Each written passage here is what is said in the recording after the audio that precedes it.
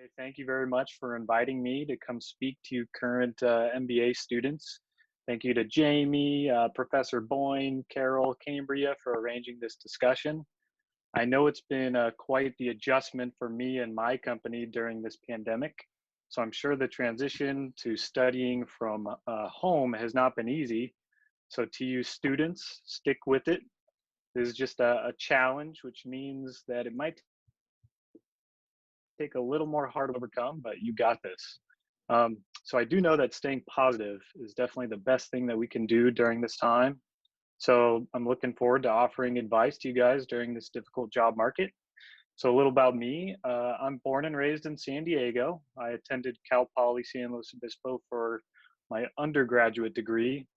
Originally, I wanted to work in healthcare because I wanted to understand the complex healthcare environment and be able to deliver a better patient experience. So I worked at Scripps Health for a little over a year right after undergrad. And then I felt like going back to school to pursue a graduate degree would really help me advance my career. So I graduated from the Point Loma Daytime MBA program in 2017. And during the last few weeks of class, Carol Cho emailed us about an internship at a company called LHPH Capital I'd never heard of, and they were looking for a data analyst. So I applied literally within 5 minutes of receiving that email from Carol, and I got the internship, and I've been working at LHPH Capital ever since.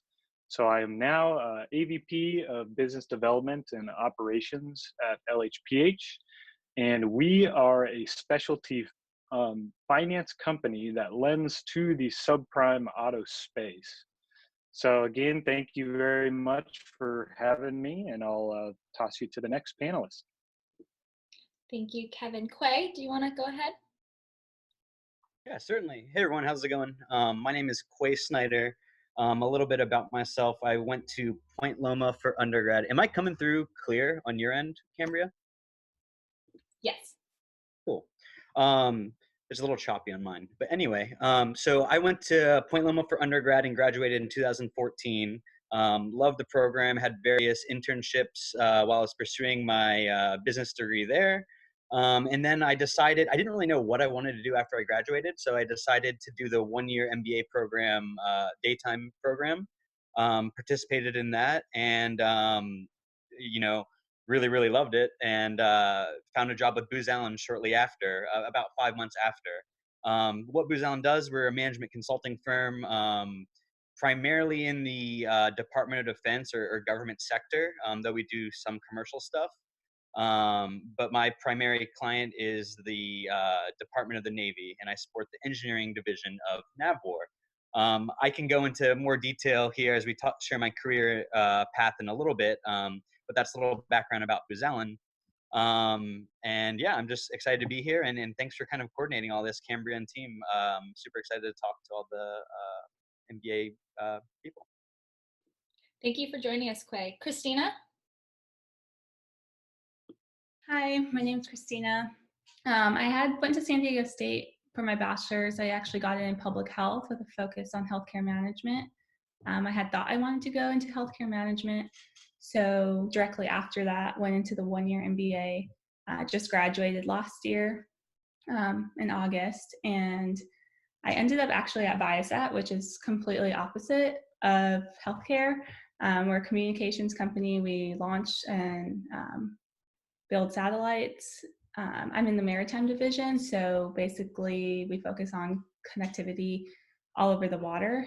So that can be super yachts, cruise lines, anything on water pretty much. And what I do there is I'm technically a business development specialist, but Viasat Maritime is a startup within Viasat. So since it's a startup feel, I get to get involved in all sorts of things and reach out into different branches. Great, thank you so much. And Caitlin? Hi, everyone. Thanks for having me today. My name is Caitlin Luke, and I was a part of the MBA cohort of 2019. I had transferred to PLNU after earning my bachelor in business admin at Chico State. So I'm from up north. My concentration was in HR, and I actually knew I wanted to go in HR about when I was 19. I had an internship at Health and Human Services in Mendocino County in their HR department. And I just really loved the part of business that's supporting employees and just has a lot of interaction there. So I'm a human resources coordinator at Neurocrine Biosciences now, which is a biopharmaceutical company that develops drugs for neurological and endocrine related disorders, such as Parkinson's disease, tardive dyskinesia, endometriosis. So yeah, that's just a little bit of a background on Neurocrine, and I'll dive more into my role with the following questions. But thanks for having me today. Of course, thank you, Caitlin. And we're going to go ahead and just dive right in and start with Quay. Can you share your journey at Booz Allen and what your day-to-day may look like? Yeah, so I'll quickly share how I kind of got to Booz Allen and the various opportunities and steps I had prior to that. So like I was saying, I was at Point Loma for undergrad and graduated 2014. A few years or maybe just a year prior to that, I took an internship with Matus Inc., which is a wetsuit company. I was previously on the PLNU surf team, and they offered all kinds of discounts. So that's how I kind of got the connection there. And then they were also offering class credit for our Point Loma business program for internship. So I got an unpaid internship. I actually got a wetsuit out of it at the time. And there I was an operations intern. And then when I graduated, I was hired on as operations assistant for Matus. Really love the company. I like the surf industry. The only, I'll say, bummer about the surf industry is it's not very lucrative in terms of money or career development. So shortly after I graduated, I decided to do the MBA program because, as I stated previously, I was kind of unsure of what I really wanted to do. So I figured this extra year of buffer allowed me to kind of network and, grow my business skill set. So I did the MBA, the 1-year daytime MBA program while working at Matus part-time. Additionally, I leveraged one of my contacts at USD who had a startup, a tech startup. They essentially cataloged all of the vendors for real estate agents. And I did some inside sales for them part-time while doing the MBA program. I quickly found out that sales is extremely lucrative, but very hard too, but rewarding if you're successful at it. So it was cool to get a taste in sales. So I was working part-time at Matus and then part-time for this tech startup doing sales. Towards the end of the MBA program, I decided I really wanted to pivot and try to go down a different career path. And those career paths were down either biotech or Department of Defense, the two largest sectors of business that I saw in San Diego. So what I did is I cast a wide net of all the biotech companies that I wanted to work for and all of the DoD management consulting firms here in San Diego that I wanted to work for. It was about a 5-month period of kind of no work. I was doing Uber. I had a whole bunch of odd jobs, kind of just, trying to make ends meet, really. It was extremely stressful. And I'll kind of touch on that on later questions, how this can be applicable to the COVID situation. But long story short, I got hired by Booz Allen. And I was extremely excited because my dad was actually previous military. So I had somewhat of an affinity for supporting the government. So I got a job at Booz Allen, didn't really know what I was doing. And I feel like that's much of my other coworkers too when they got hired. But I got hired on a particularly interesting time. They had this START program where they were preemptively hiring positions that they hadn't filled yet, allowing those employees to get trained up and read up on potential job opportunities within Booz Allen. And Booz Allen has a wide range of service offerings and technical offerings that you could potentially support. So I was extremely lucky from that perspective, is I was able to kind of fine tune and figure out what I liked within Booz Allen, and that was process improvement and operations. So a day-to-day for me is, I guess stepping back, my client today is, like I was saying, Navwar. And what NAVWAR does is they are in charge of acquiring and developing all of the Navy comms and satellite equipment that go on Navy boats. We actually work with some vendors like Visat that provide that kind of equipment that Caitlin was talking about. So that's really cool to see that. And what I do is I'm in charge of a governance board, which essentially verifies and endorses the various specifications and standards for this equipment to be fielded on the ships. So from that perspective, it's very cyclical in nature. There's a bi-weekly meeting that I kind of run and participate in.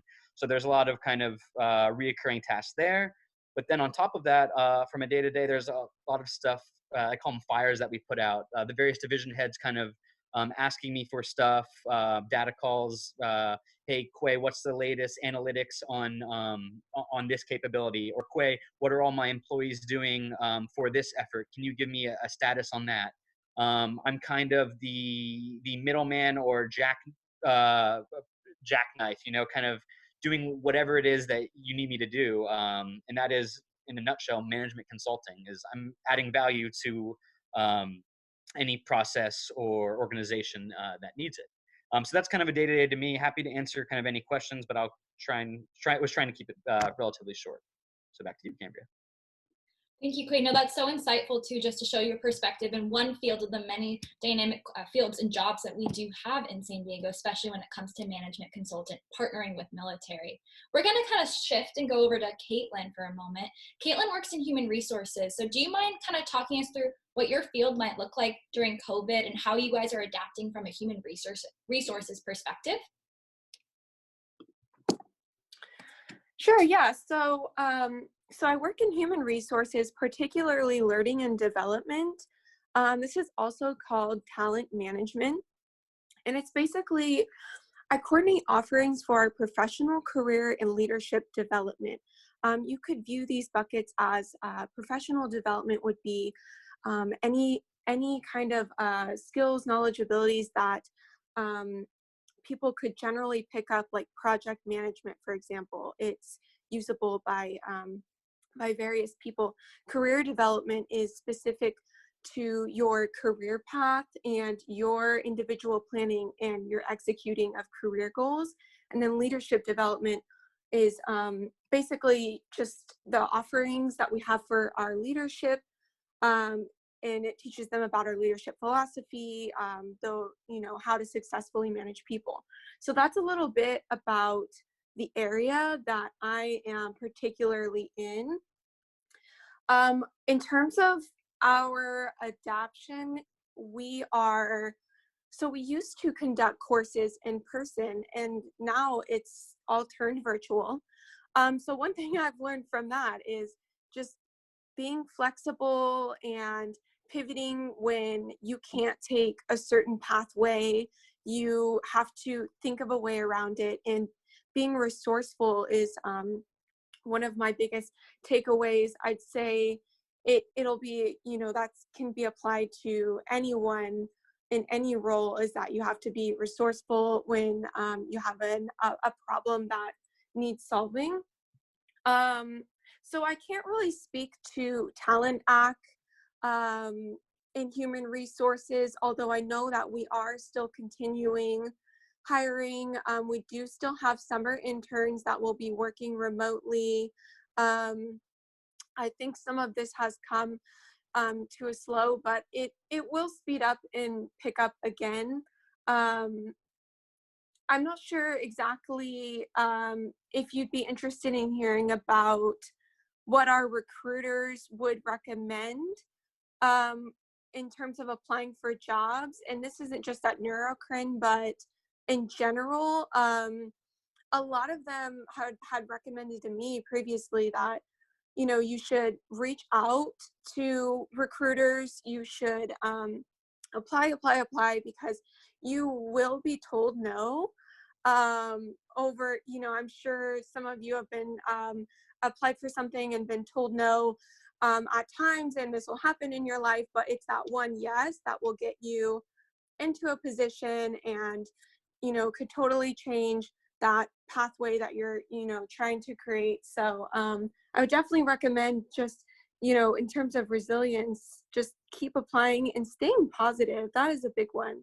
Just staying positive, and if you do know a recruiter on that is managing the job on LinkedIn, to reach out to them, and it kind of puts you in front of them. But that's kind of an HR perspective. I'm not sure if there's any more particular questions you'd want me to answer about that area, Cambria. Yeah, we can dive into that into a little bit, but thank you so much. That was really helpful and insightful, just your perspective when it comes to, we have management consultant, we have talent development. And now we're going to take a shift over to Christina, who works more in communications. We were talking earlier about how some of your plans have changed this summer and where you were supposed to be. Do you mind kind of just describing your role at Viasat and what that looks like for us? Thank you, Caitlin. So as I said, Maritime is sort of a startup within Viasat. So my role initially started as just a market analyst. But in just 3 months, I've been able to take on sort of 3 additional roles. So I'm technically a market analyst, and business development specialist. So it looks like a lot of different things every day. My main focus can sort of be split up into 3 different categories, which are business development, lead and sales management, and marketing. So business development looks like a lot of working on customer proposals, working with deals for partners and dealers, and this also is assessing strategic opportunities. So I do that a lot by developing business cases, financial models, demand modeling, all sorts of different modeling that sort of help us with all of our negotiation that we need to do and figure out if a deal aligns with our overall strategy for the maritime division. The next category is sales management, which is really focusing on just all sales activities. So this can be making new sales plans, analyzing and prospecting leads, customer and dealer meetings. It's basically just a lot of interface with customers and dealers. And this goes into the trade shows and marketing that I do. So this is creating marketing plans. I help create different collaterals for each market within Maritime. So since we are Maritime, each division within Maritime is so diverse. So it's essentially also 9 businesses in one. So we range from things such as super yachts, which is extremely different than the energy market or the cruise industry or fishing. So I help develop different marketing tactics for each different division. And then this also comes with a lot of travel that I do, which has all recently been canceled. So I do super yacht shows, large boat shows, and this is all domestically, internationally. So my role also includes planning a lot of these events. I think that mostly covers everything I do. Wonderful. Yeah, you were definitely working on an expansive components within Viasat and the different pieces, especially like you said, it's that startup within kind of a secure company. So you really have flexibility in taking on more and really finding your edge too and what fits best for you even long term as you're discovering your career and cultivating it over this time. Absolutely. Thank you, Christina. And Kevin, we're going to switch over to you. Do you want to talk to us a little bit about LHPH, and then also kind of in combination with that, when you were in the MBA program, did you participate in the mentorship program, or are you a mentor now, and what does that look like for you? Yeah, I'll touch on LHPH in a little bit, but when I was in the MBA program, my mentor was Dr. Gresham Bain. He was a retired physician from Point Loma, and he was a founder of a company called 1-800-CALL-DOC and was extremely well connected in San Diego. So Dr. Bain really helped me break out of my shell, introducing me literally his professional and personal connections in the community. And he just kept asking me to attend events like fireworks on the 4th of July with his neighborhood, or a men's retreat with his retired friends out in Hamul at his cabin. And at first I was a little nervous going to these events because I didn't know a single person there. But what I found was when you push yourself out of your comfort zone, that is when you can achieve the most, either personally or professionally. So I just kept accepting all these invites that Dr. Bain sent my way. And I used all these conversations I had with his connections as informational interviews. So this really helped me practice my interviewing skills and helped me grow my network. So by the time the end of the program rolled around, I was feeling pretty dangerous. I was ready to go for my future interviews. So the mentor program at Point Loma is so important to take seriously, because the relationships you make can be extremely valuable for years to come. So I'm excited. I'm a mentor this year for Brandon, and we've been linking up. It's been a little difficult with the pandemic that threw a wrench in our plan, but we're going to be moving forward with interview prep here soon. So look forward to that, Brandon. Thank you, Kevin, and thank you for working with our students. It's so great to see not only the community rallying around who we have, but then also the alumni pouring back into the students and really saying, how can we maximize and leverage this relationship that we have with each other? Thank you. I really appreciate that perspective.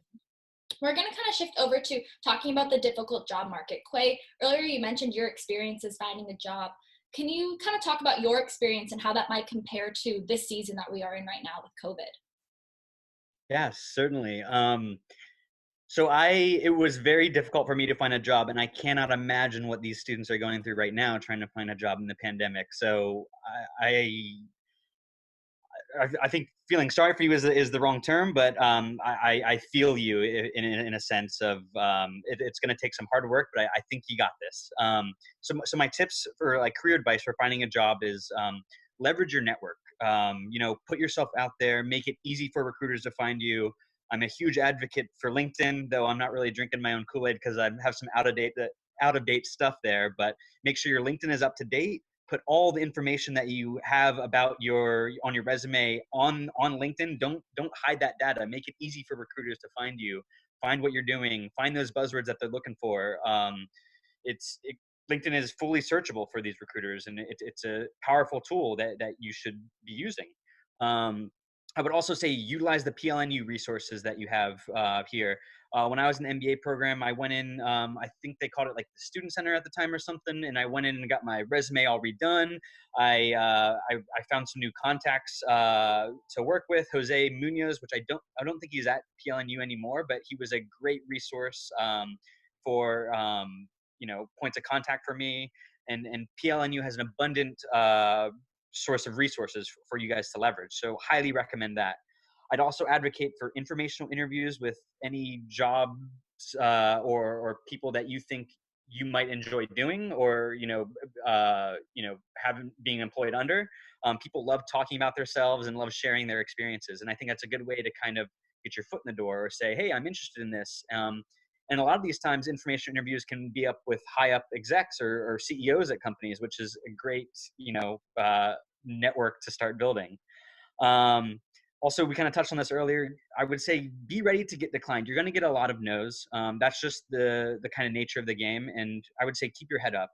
I found myself, really struggling. I was 5 months essentially jobless and driving Uber.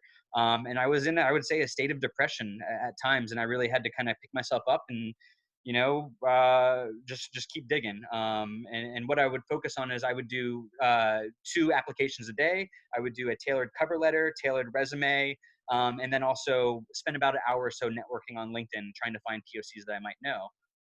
And then the rest of the day I would go drive Uber. So I would say if you can kind of, focus some time for no shucks applying to jobs that you're really interested in and tailoring a cover letter, resume, and doing your research on that company, you can be extremely successful. I would also say keep track of your recognition, kudos, and awards. That's more of stuff once you get a job for promotions. That's extremely important to keep track of. I already touched on LinkedIn, and then also after every interview, make sure you're sending thank you notes. This was a big thing that my mom taught me. And one of the reasons I got my role within Booz Allen, my actually hiring manager says the reason they picked me is because I was the only one that said thank you immediately after via email. So thank you notes are a huge thing. And the final thing I'd say, just, like I said, keep your head up, smile, have a good attitude, and, put yourself out there. Don't be afraid. Back to you. Absolutely. Those are great tips and advice you have, especially the thank you cards. You think a lot of people, you say that and then students don't do it or you don't follow up. And it really does make the difference when it comes to standing out and showcasing yourself, especially in a tight job market. Kind of adding on to that, Caitlin, what other practical steps can students take to find and land a job position right now, just from your experience in human resources and the people in talent acquisition that you've had the opportunity to connect with? Yeah, so adding on to what Quay had mentioned, I'd say, setting up time with the counselors to help you with your cover letter and your resume, that was a big help to me when I was applying for internships last summer. So yeah, just standing out there, making it look very clean, professional. And I'd say really tailoring your cover letter by showing that you've done research on the company, read news articles, incorporate why you're impressed by what the company's accomplished, even reference the articles that you're reading, whatever it has to do with the product, the community service they're into, etc., that you like about the company, just to make yourself stand out a little more and know that you've read up on the company. I definitely recommend reaching out to your recruiter, and people might have different opinions about this, but a lot of recruiters at my company actually really like it when you reach out to them and say, hey, I applied for this position. I'm really interested in learning about the company. I'm available to talk and I would love to. And just saying something short like that puts you in front of a recruiter. Even if you don't know the recruiter on the position, they do know the recruiter on the position. So if you reach out to any of them, they would be able to notify their colleagues. So this really gets you out in front of them. Another thing I'd say to take advantage of is your spare time. Increase your skill set. So whether that be courses, YouTube videos, reading, anything that'll make you more marketable, go for it. You have time since you're not commuting. So before starting in compensation, for example, I never realized how much I would use pivot tables, VLOOKUPs, various functions to like manipulate data in Excel. And I learned a lot of that from YouTube actually. So it's really helpful in making yourself more marketable. And then the last, I don't want to add on to too much Quay has said, I don't want to be repetitive, but the last suggestion I would make is researching other positions in the company that could potentially be a step up from the one you're applying to. So if you apply for sales coordinator, but you see that there's a sales analyst job description, look through that, even if you're not going to apply for it, and see if you have any skills in that job description that you could incorporate into your resume, or maybe you can, like I said, go research it, learn about it, increase your skill set in that area, and then apply for the job, and it'll make you more of an more of an impression because you have some of the skills that the step up the job above that would incorporate. So I would definitely recommend looking at those other descriptions, and then just staying positive. I mean, looking back on history, like 2007, it was a very difficult job market, but we all got through it. And yeah, just stay resilient. I don't want to be repetitive, but you will receive some no's. As long as you just continue on and keep trying and know that things will fall into place for you, that will really get you through it. So I hope those tips are helpful. Absolutely. Thank you, Caitlin. That is so helpful, and just a good reminder of the reality of we will bounce back from this, and you might hear a couple no's, but then you're going to hear a yes. And that yes is going to be so worth it. It's going to be great, and you're going to find where you need to go. And that we have our PLNU resources, the offices of strengths vocation. For all the daytime students, you guys can meet with me, and I can go through your resume, cover letter, kind of anything, and really talk through. I know I've met with a handful of you guys already, but again, feel free to always schedule an appointment with me. I want to open up this next question to anyone on the panel, and just kind of touch if there's anything else you want to add or touch on with this. But when applying for a job, how did you use your network and the PLNU community to help you secure that position? Were you able to connect with a mentor? I know that Kevin, you mentioned your mentorship opportunities. Did you go to networking events? And what kind of advice would you have for networking when finding a job, and maybe how to modify that for this season where we might not be able to meet in person, but what can we do now to still network and use our community to help secure positions? So I kind of open it up to anyone on the panel.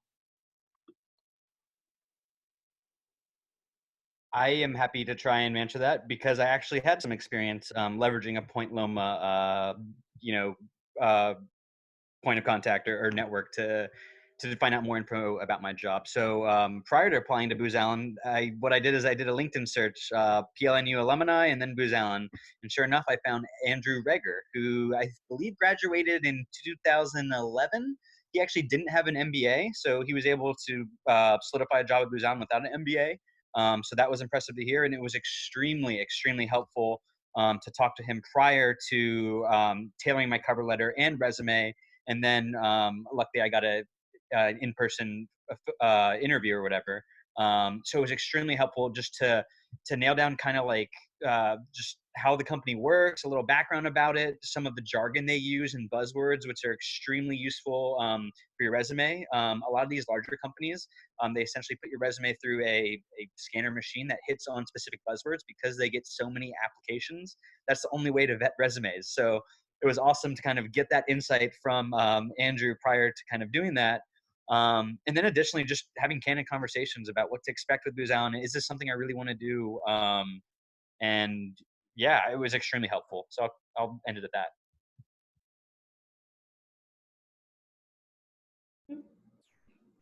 I muted myself, sorry. That's so true. Especially larger companies, what are those buzzwords and how can we identify those? And informational interviews and connections always can help us kind of pull from that, especially even when we're doing our research and looking at the website. That's always so helpful. Christina, did you have something you wanted to add as well? Yeah, I can add on that. So not sure if anyone's familiar with Viasat's hiring process, but it's a 3-round interview with your last round was a 6-hour interview. So that was very intimidating when I got a schedule that I was going to be there for 6 hours, meeting with 8 different people.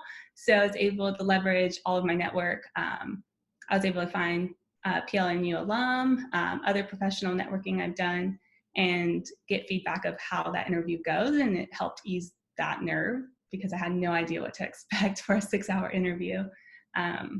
So that really was a good way to be able to get in on that. No, that's great. That's so helpful too, just how you can maximize that as well and build on that, saying, hey, I'm heading into this, I'm nervous. Can you give me some tips and advice from people who have experienced it as well and kind of have a similar background? That's so great. Thank you for that as well. We're going to kind of head into that resiliency piece of this conversation. Kevin, do you mind talking about some tips you might have for students who are feeling anxious during this difficult job market and how they can take on a resilient mindset, or even some action steps that you recommend for them? All right, yep, time for motivational speech. All right, so this is something I'm really passionate about, having just gone through a job hunt twice in the past 5 years. So I'm going to break this process down into 4 steps. So step number 1, work on your mindset. Develop a very clear vision. So in just a few months, you guys will have graduated from the Point Loma MBA program. You got to know your value. You have an MBA, and that already sets you apart from your competition. So now you just need to be able to convince a company that you will bring value. Professor Boyne's best piece of advice that he gave us when I was in the MBA program was, when you're starting your career, fresh out of your MBA program, just say yes to tasks. So this company is hiring you because they have current tasks that can't be performed by their current staff. So when a difficult task presents itself, be the first person to raise your hand and say, yes, I can do that. I will take it on. Be positive. Having a negative mindset will never help, and push yourself to be a problem solver, not a problem seeker. Step number 2, treat finding a job like a sales process, and you are the product. So you need to generate leads. There's no secret. The more exposure you get, the more leads you generate, the higher the likelihood that you will get a job. One of the most important things that you can do is to rely on the relationships that you've created. Bottom line, if you have a warm lead, a connection to someone at the company that you're applying to, that's going to dramatically increase your likelihood of landing an interview. So leverage your status as a student for the next few months. Network at all PLNU events, whether virtual or in person. Use LinkedIn, use the connections that your presenters have, like us. Schedule informational interviews, super important. Step number 3, you just need to convert that opportunity for an interview into a sale. So if you have to know your product well, and your product is you. So the best way to be confident going into any interview is to practice, practice, practice. A good example of this, my boss who hired me was a Point Loma MBA alumni, Tim Lawrence. He had written a book by a master presenter that said, you need to practice your presentation at least 120 times before presenting. So at the last industry conference that we attended, my boss practiced his presentation 120 times before presenting, and he absolutely crushed it. So the more practice, more interview prep equals more confidence. So that's what me and my mentee, Brandon, will be working on starting this week. So, and lastly, get help on your resume and your cover letter from resources at the university like Cambria. And the last step, step number 4, we've touched on this. If you are lucky enough to land an interview, always ask questions at the end of the interview. Always have at least 3 questions prepared. It will show your interest in the company, and always, always, always follow up with a thank you for the opportunity and even ask for some feedback. So there's my motivational speech for the morning, guys. Kevin, that was incredible. Thank you for those 4 tactile action steps that students can. Hope everybody took notes on that. I will also record this and upload it to YouTube so you guys can access it as well. But that was so helpful. I saw Quay added, take notes too. Yes, take notes during your during the interview. Write things down. Kind of keep a pad folio or a folder or something kind of nice and neat to organize your files. But Kevin, that was very helpful. Thank you. That was great. And Christina, kind of wrapping this up, what strategies do you have that students can lean on when facing difficult circumstances? How do you stay resilient when things get difficult? Yeah, so either professionally or personally, I try to always look at it as just it's a temporary setback. This isn't going to last forever, and look at it as a learning opportunity. You can find a way to recover, and then also just never be afraid to ask for help. Failure and then hard times are unavoidable. It's going to happen at some point, and it's going to happen in your career. Right now, it has been a hard time in my position. All travel has stopped, and that has changed my position so dramatically. So it's all about how you really react to the situation and showing that you can adapt and change. I think it's really important to be coachable and willing to change when you need to. I've had to dramatically change all my sales plans and sales strategies, my marketing strategies, move virtual for everything that I was doing marketing. And it's really been the time that you're able to show that you can get through the difficult times and that you're not only going to prosper in your career and your position when things are easy. And so ultimately, I think it's just important to focus on the bigger and better that can come out of anything. I always try to stay forward looking, and it's always important just to have a positive attitude about everything. If you sit there and dwell on it, you're not going to move forward at all. So I think it's just looking at what good can come out of the situation. Wonderful. Thank you for that pep topic as well, that motivational speech. Just saying it's important about staying positive and knowing that you will get through this and having that grit and resiliency when things get difficult, and that can actually help you in the long term, and talk about those experiences. And you never know where that might lead you in the next position or the next job you're looking for. So that concludes kind of our panelist component. We did have a few questions come on in. So the first one I wanted to touch on, and this is for anyone on the panel, how do you guys, so many of these students are not going to have the opportunity, unfortunately, to have internships in person just due to the nature. I know you guys mentioned some companies, some of your guys' companies are doing virtual internships, but those are really limited. How do you suggest that students can leverage their educational experience, even though they may have a limited job experience, how they can leverage their education, especially when applying to jobs? I'll let you think on that one. Hey, I can take a stab at this because I loved getting this question, and it was the most common one that I got. And what I would say is, okay, Quay, you don't have any experience. I would say, well, I don't have any experience. I have an MBA that I think provides more value, or than any experience that I would have previously to this. And that was my answer. As you can see, I'm spending my time full time applying to jobs, working 2 part-time jobs, and driving Uber. So I think staying active and showing that you're not just kind of sitting around waiting for something to land in your lap is extremely key. And if you're able to kind of communicate active engagement and kind of pursuit of a job, employers will see that and respect that. And in lieu of any sort of experience, having that resiliency is extremely helpful. And I would leverage your MBA and stay busy as you can in this time. Wonderful. Thank you. Christina, did you want to add on to that as well? Yeah, so I was sort of similar. All of my previous experience was not related to my position at all. So I had only my MBA to leverage during my interviewing process.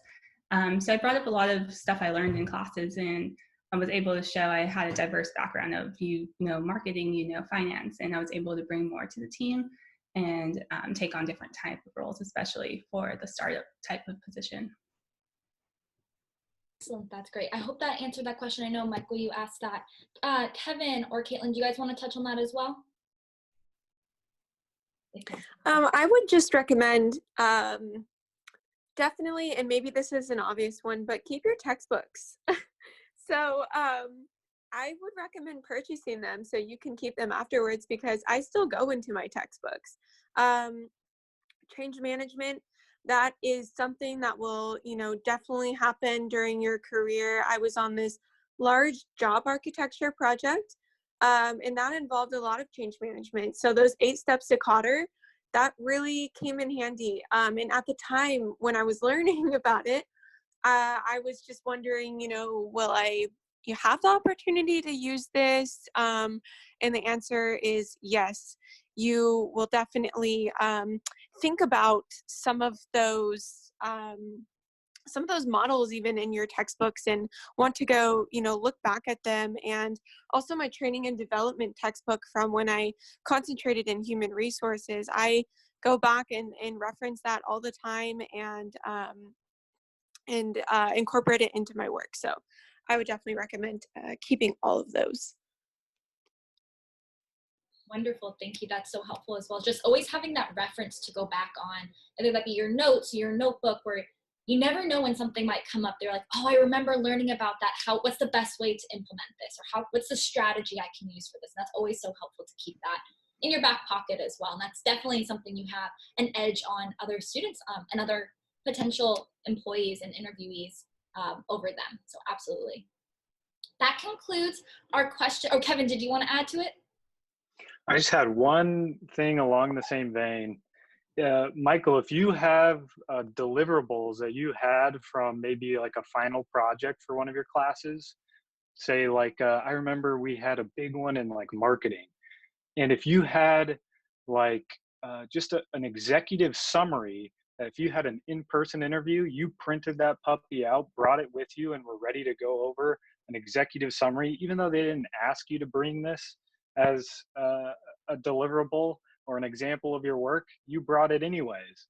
So at the end of the interview, you can say, hey, by the way, we didn't get to touch on this, but I want to show you, this is the type of work that I do. These are the things that I learned. And I have other examples like that as well. You can bring, I always brought with me 2 or 3 of the main like final deliverables from each one of like the big classes that we took. With maybe it was econ, we had one, marketing, and maybe operations, and then the field experience class. So I would print that out, bring it with me. If you're having to switch to virtual, ask if you can send those over in PDF and say, hey, I'd like to review these as I might not have the most job experience, but look at all this experience I have working in a group and delivering on projects. Absolutely. That's great as well. Always having that learner mentality of, hey, here's what I have done. This is how I can continue to grow on those skills and learn, and taking that willingness when you take that new job and just staying in that learner mindset. That concludes our questions for today. Thank you guys so much to our panelists for joining us, and just the insight that you provided was so valuable and really insightful for our students. Students, this will be recorded and uploaded into YouTube, and I will send it to you later this week in an email. So thank you guys for joining us today. If you have any other questions, feel free to email me. My email is cgoff@pointloma.edu. And students, I encourage you to reach out, as the panelists said, to the panelists themselves. If you have additional questions for them about their specific role, this is a great time to network with our alumni. That's why they are here, is to support and encourage and engage with you. So please feel free to message them, myself, for any questions you might have. Also, if you're looking to schedule an appointment with me to talk about and go over your cover letter and your resume, please feel free to do so via handshake, and we can discuss it that way. Thank you guys again so much for coming, and we hope you guys have a great rest of the day. Thank you, everyone. Oh, yes, and if panelists, if you want to write your emails or LinkedIn, feel free. The LinkedIn handles are in the Google Calendar invite as well, if you want to click on there for students to connect with you guys as well. Thank you, guys.